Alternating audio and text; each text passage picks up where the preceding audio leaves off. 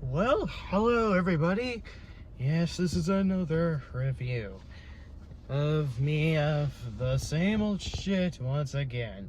But at least, for one thing, I can finally stop, at least reduce some of my grieving for, my favorite driver in the history of human existence infinitely regressing for however many fucking times at this point. But hey, yes, by the way, this is a new t-shirt, new NASCAR t-shirt, Jeff Gordon, 4-time champion, even though you should +3 to this number and have it be 7-time champion. But alas, everyone knows the ordeal with this bullshit playoff format, as well as every other dumb playoff format that has ever existed. But hey, at least poetic justice came when Jimmy Johnson won his 7th championship as a gargantuan middle finger to NASCAR's face after they theoretically tried screwing him out by changing the format ever so constantly, which I will get to with NASCAR constantly screwing over Jimmy ever so ad nauseum. Eventually, don't worry, that point is gonna come later, very, very soon. First off, this race, mediocre at best. Nothing really happened. You could say I should be happy with Chase Elliott dominating that race at like around stage 1 or 2, but once again, favorite drivers dominating races does not mean that the race is any exceptionally good at all. I need to see some action. I need to see some heart. I need to see some excitement. I need to see some intensity and competition. I need a little bit more than just seeing, drivers I love to death dominating races into oblivion week in and week out. That doesn't save how horrendous this season or how this 550 horsepower package has been.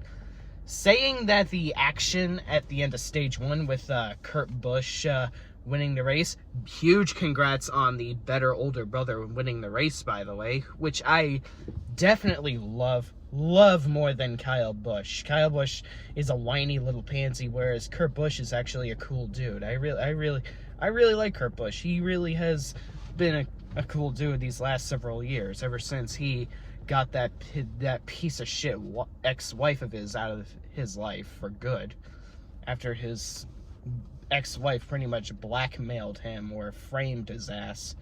He pretty much luckily got her out of his life and reinstated his suspension. So good on Kurt Busch for turning his life around. And it almost seems like Kurt Busch is pretty much a ghost to NASCAR. It's always been over a year since he's won Daytona 500. He won in 2017. Then for a year he doesn't win. Then wins at Bristol. Then a little less than a year later he wins at Kentucky.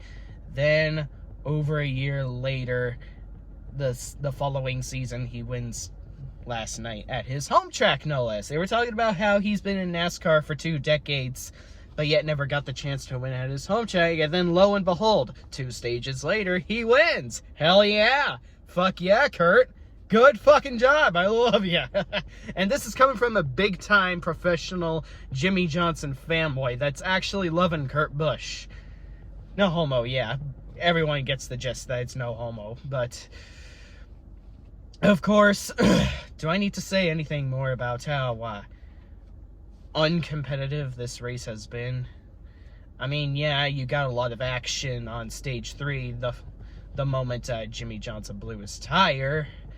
But luckily, the one time Jimmy Johnson has a mishap, it actually favors him. During green flag pit stops and during, well, not during green flag pit stop, but the green flag cycles. And it just so happened to play in Jimmy Johnson's favor as soon as he was going to pit road. Or at least I think he was going to pit road. I don't exactly completely remember.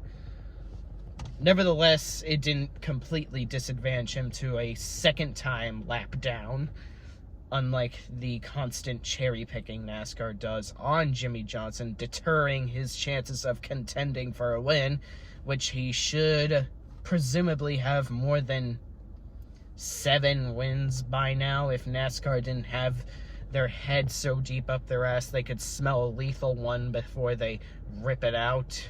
But hey, who am I to really care? Who am I to give a single damn outside of the 2018 Roval finish?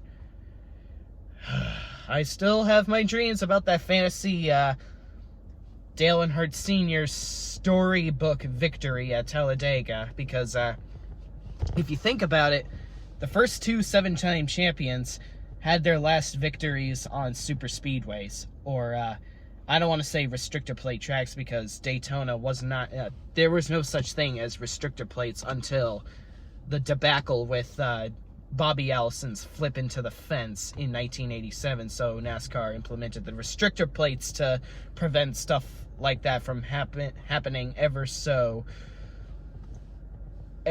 constant at every super speedway. But granted, it did happen again at in 2009 Talladega in the spring, but luckily the fence was strong enough to prevent the car from actually from kamikazing those fans, because that would have been a bloodbath. I don't even want to imagine that. Okay, sorry guys, that was a tangent. So if Richard Petty can win at Daytona, Dale Sr. at Talladega back in 2000,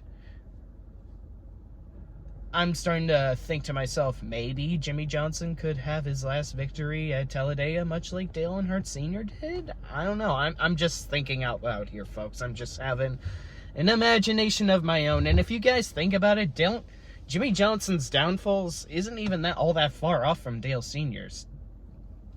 Dale Sr.'s 1992 was basically Jimmy Johnson's 2017. Yeah, they acquired a few victories here and there, but they were largely off the championship contention radar. I wouldn't say they were bad, but they weren't very consistent either. And then, of course, Dale Earnhardt Sr.'s winless season in 1997 isn't exactly far off from Jimmy's winless season this year, because if you think about it, Dale Earnhardt Sr. did not decide to call it a DNF when he flipped over. He decided to finish the race in 31st, much like how Jimmy Johnson decided to finish the race in 27th with a heavily damaged vehicle himself too.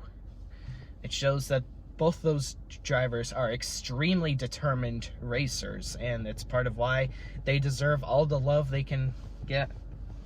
As much as I hate Kyle Busch, at least I can to some degree understand why people sort of like him, because when his car was damaged early in the race at Bristol, he still somehow managed to find his way in the top 3, only to be a jackass to Truex.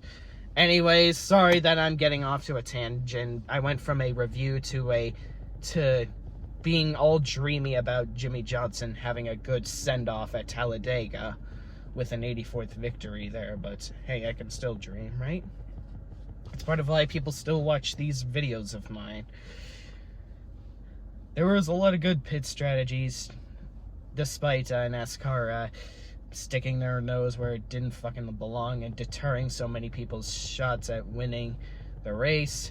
Jimmy Johnson barely goes 0.00001% above the speed limit, and they slap him in the nuts with a penalty. Luckily, he had enough speed to be on the lucky dog, so that didn't damage his performance too much until Wrecky Shithouse Jr. just had to ruin his day by killing his grip, basically. But karma was a bitch, and when John Hunter Nemechek spun out and then went up the track again, Eric Jones tried to avoid him, then sent shitty Wreckhouse Jr. into the wall. I was starting to not hate shitty Wreckhouse Jr. anymore, because I was noticing that he was really improving his driving skills, and as soon as he decided to fall right back down again, I said, fuck it. I know a lot of people are going to say, but Jimmy Johnson wrecked Ricky Stenhouse at Bristol twice. So what? I mean, it's not like shitty Wreckhouse Jr. wasn't barely giving any Jimmy Johnson any room to work with. And it totally wasn't like Jimmy Johnson had an accidental wheel hop coming off of, what was it, turn 2, that he accidentally dumped Ricky Stenhouse Jr.? Like, again, how does that give anyone justification to escalate a situation that doesn't need any escalation at all? How does that give Ricky Shitty Wreckhouse Jr. a justification to add fuel to the fire and stoop to the level that he ever so supposedly resents? Those incidences aren't anything to really escalate on, because it's ridiculous. Besides, this is a 7-time champion you're talking about. You're talking about someone who has enormous prestiges in NASCAR, has the most amount of crown jewels, okay, well, except for Jeff Gordon, who was at 17, tied with 2 other 7-time champions, 6th on the all-time win list, 4 if he were to tied for 4th if he were to win 84 already. Like, do I have to say more? Yeah. Anyways, stage 3, the following, the moment the caution came out, there were a lot of 3-wide, even 4-wide racing for the lead. But that's like the kind of racing everyone would expect to watch at 1.5 mile tracks. But of course, it doesn't help if not a lot of drivers are being competitive at stage 1 and stage 2. Let alone the fact that the race can only be exciting if a lucky caution came out. Like, the only reason why racing like that unfolded was because Jimmy Johnson's blown tire brought out the caution. And there you have it. D. Burrito and Kurt Busch just so happened to get a lucky break from that, and that basically benefited Kurt Busch a victory, a well-deserved victory. So that's that kind of some people would say that's a reason why the package was good, but if anything, that says how bad the package is, because there can only be competitions and competitive racing for position if there is a lucky caution or if they reach lap traffic. And who can ever forget the still ongoing rivalry between Kyle Busch and Joey Logano when Denny Hamlin decided to make a ballsy move for 3 wide. That was even in stage 1, I believe. Was it stage 1 or stage 2? I don't remember that. My memory on that is a little fuzzy. For how a bit mediocre this race was, I was actually stunned by the move Denny Hamlin made. And then of course, when Denny Hamlin made that move entering turn 3, history repeated itself, but in role reversal, when Kyle Busch got loose under Joey Logano, thus cutting his tire, then pretty much ruining Joey Logano's day. Talk about a role reversal from 2017 Las Vegas, when both Kyle Busch and Joey Logano were trying to avoid Brad Keselowski, who was having mechanical problems, only for Joey Logano to get loose underneath Kyle Busch and then spin him out. Well, the roles are pretty much reversed in that situation, and lots of Rick Allen earlier in the race mentioned that nobody is anyone's friend in racing, considering they're all competitors. But, well, I'm gonna have to respectfully disagree with Rick Allen to a degree in some way, because in super speedways there's a lot of teammates helping each other, and there has been definitely team manipulation in the past. So I'm gonna have to both agree and disagree with Rick Allen on that, because there has been a bunch of team manipulations on races before, especially if you think back to not even just 2013 Richmond, where Clint Bowyer intentionally screwed Jeff Gordon out of the playoffs initially until justice was served and Jeff Gordon was added a 13th driver, then kicked Martin Truex Jr. out of the playoffs, but wrongly kept Clint Bowyer in, but luckily added Ryan Newman in, even though I'm not a big Ryan Newman guy myself. But it was still justice being served, since he was unjustifiably screwed out of the playoffs. But also, Paul Menard theoretically spinning himself out on purpose just so he could help his, at the time, teammate Kevin Harvick win at Richmond in 2011, the last race before the playoffs that race. I was rooting for Carl Edwards to give the bump and run to him. No, I like Kevin Harvick, but I wanted Carl Edwards to win because Carl Edwards at the time was my favorite non-Hendrick driver. Jesus, I don't even know what this video is because I'm going all over the place. I'm going from reviewing this Las Vegas race to reviewing races that were a lot better back in the day, to drivers, storybook endings, storybook events, talking about how determined these racers are. It kind of shows how fucking boring this race was. The fact that I'm deflecting to so many different events throughout this entire video kind of solidifies how fucking boring this race really was. Like, a lot of people are always going to say, well, but what about the action at the end of stage 3? That was exciting to watch. Denny Hamlin's move for a 3-wide move for the lead was fun to watch. So what? That's like saying your life is saved by staring at a mirage in the desert. You think you're no longer going to be dehydrated when you're staring at a mirage in the fucking desert, only to see that it's more and more sand and you're going to be dehydrated till your death. And then the Reaper will be knocking on your door. And that's pretty much essentially what this 550 horsepower package has been.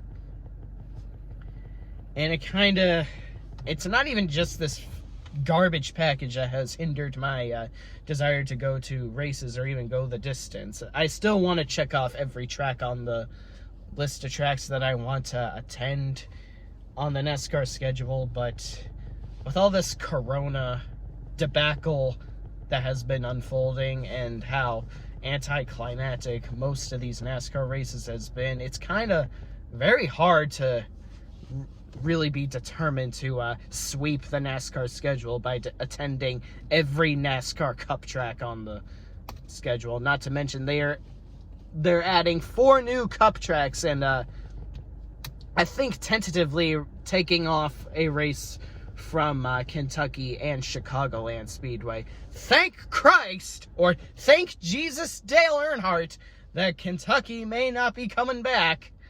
But I liked Chicagoland. Chicagoland wasn't a shitty track, but it had a shitty package. I know a lot of people are going to recap, oh, but Alex Bowman won at Chicagoland. Again, it doesn't matter if the race is mediocre. Just because my drivers won races that were terrible doesn't mean the racing quality is saved. Again, refer to my mirage analogy. Just because it looks like water to you doesn't mean it will save you. Just because that racing will look exciting to you does not mean it will save how shit the sport has become. The 550 horsepower package is still garbage. It still puts entertainment. Actually, it's not even entertainment at this point. It still puts whatever it is they're trying to appease to the boomer audience over competition. We want skill and talent, not bullshit like this. It has too much downforce, very little speed, which completely defies the whole original purpose of stock car racing in the first place. Like, do I even have to repeat myself the origins of NASCAR, as I've already said in many previous reviews? Because I get tired of repeating stuff ad nauseum. And I get super sick of NASCAR cherry-picking their penalties, thus deterring any driver that's well more deserving of a race victory than most drivers on the field. Because it gets quite frankly fucking annoying having to deal with this shit. I know the majority of what I said is pretty much irrelevant to the the review of the race itself, but considering that it was largely uneventful, can you really blame me for jumping back and forth into so many different topics? I mean, I could say that this could just be another step in the Kyle Busch and Joey Logano rivalry. You know how the Matt Kenseth and Joey Logano fiasco benefited Jeff Gordon at Martinsville, thus earning him his 93rd career victory at Martinsville? Maybe, just maybe, that rivalry that we're seeing could benefit Jimmy Johnson in a way if he's lucky enough to be in third. And then Jeff and Kyle Busch and Joey Logano just so happen to murder each other, thus giving Jimmy Johnson the advantage to win? Just another fantasy I have in my thoughts. Either Jimmy Johnson will have a Dale Earnhardt Sr.-like victory by winning at Talladega, or Kyle Busch and Joey Logano can kill each other and give Jimmy Johnson the 84th victory, much like how the Matt Kenseth and Joey Logano debacle benefited Jeff Gordon greatly at Martinsville, thus earning him the Final Four position as well. Alright guys, you pretty much heard it all. I am actually very proud of Jimmy for racing hard enough for a just one position below the top 10, but 11th place is still quintillion times better than most of the other positions he got over the last couple of races that he never deserved to be in, which he never did anything shit to deserve to finish in those areas in the first place. He always has a top 5 car and top 10 car, but of course, NASCAR pulls penalties out of their ass and a caution comes out at an untimely manner, or just a little tap to Jimmy Johnson's car makes his car go to complete shit, even below underfunded driver performances. Oh, and speaking of which, I'm liking the little detail that the Trump 2020 car has a bigger stock car body count than Danica Patrick's by the time 2014 reached.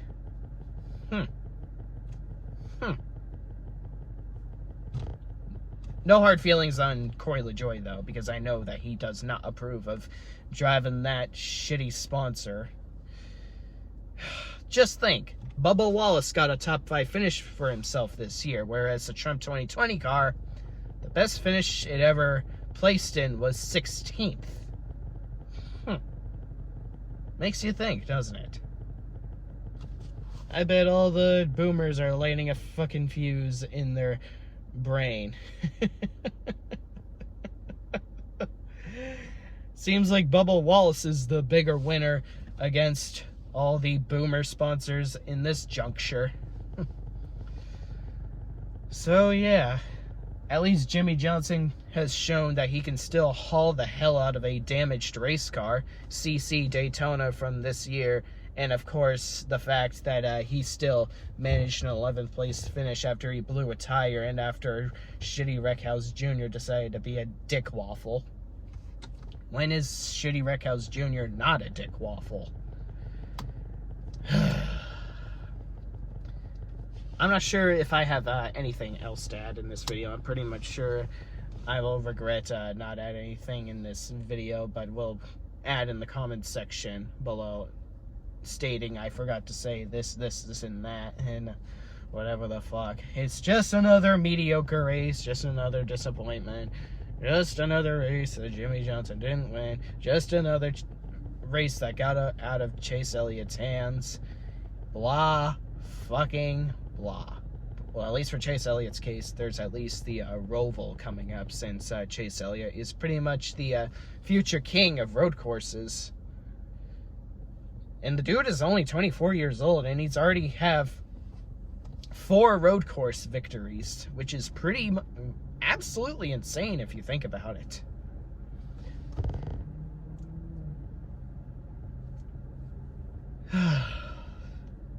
And if he can already acquire 4 road course victories at just the age of 24, which is long before many NASCAR champions, with the exception of Jeff Gordon and Kyle Busch, who started at their 20s as well, then how do you suppose that Chase Elliott will continue to escalate and proliferate his stats?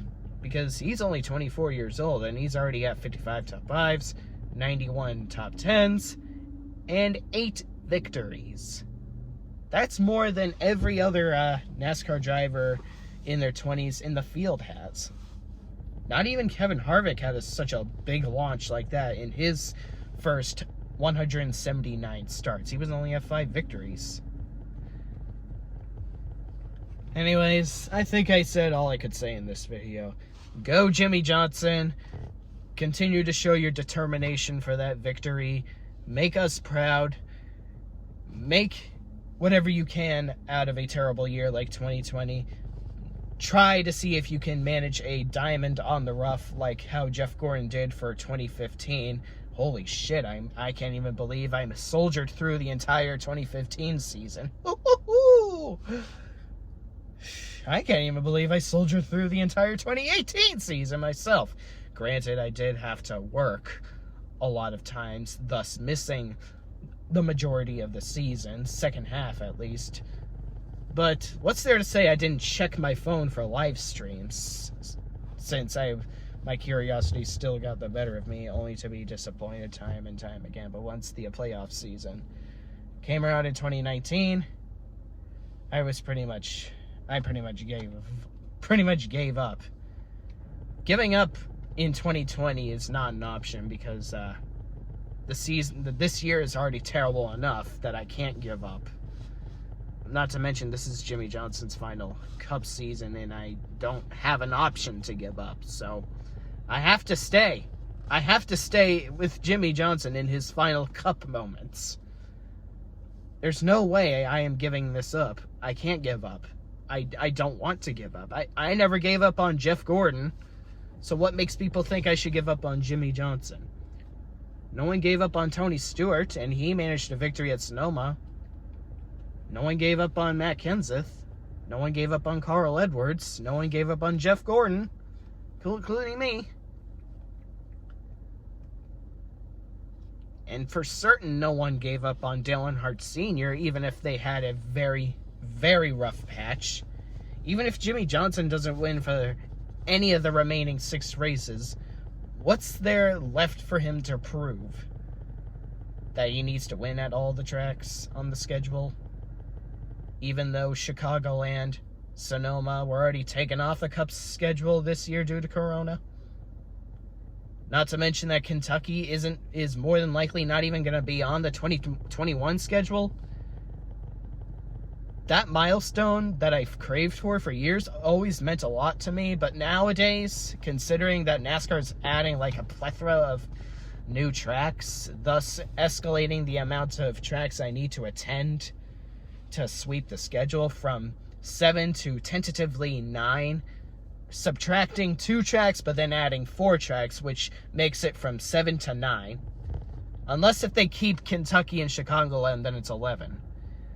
Nowadays, that milestone of winning at every track doesn't really mean anything to me anymore. If NASCAR is going to constantly fluctuate their schedule, let's hope not, because it would make my grinding to attend every track on the schedule meaningless. Which is kind of sort of why I don't really grind on the IndyCar schedule. That's not to say I don't want to attend IndyCar races. Obviously, I want to attend IndyCar races. I mean, I went all the way out across the country to Portland to attend the Portland Grand Prix to see Takuma Sato and Will Power win from 2018 to 2019. So, there's that.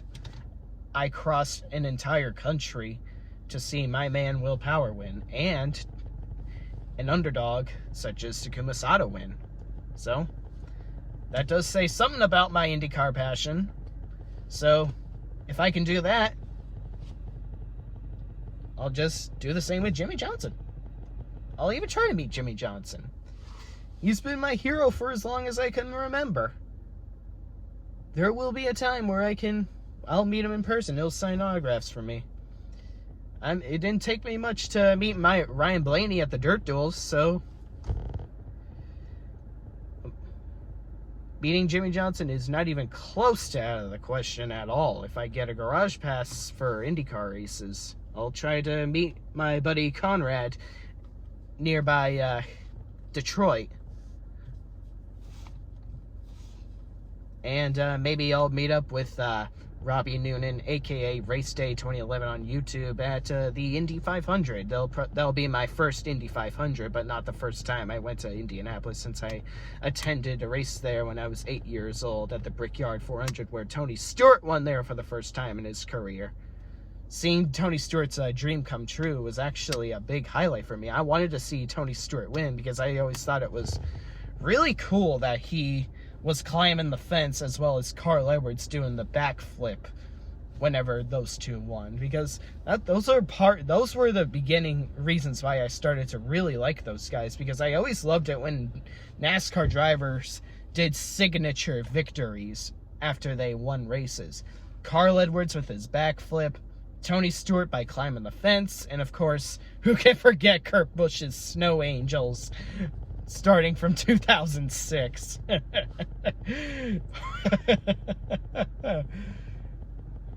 We've got a lot of NASCAR drivers that are characters, that's for sure.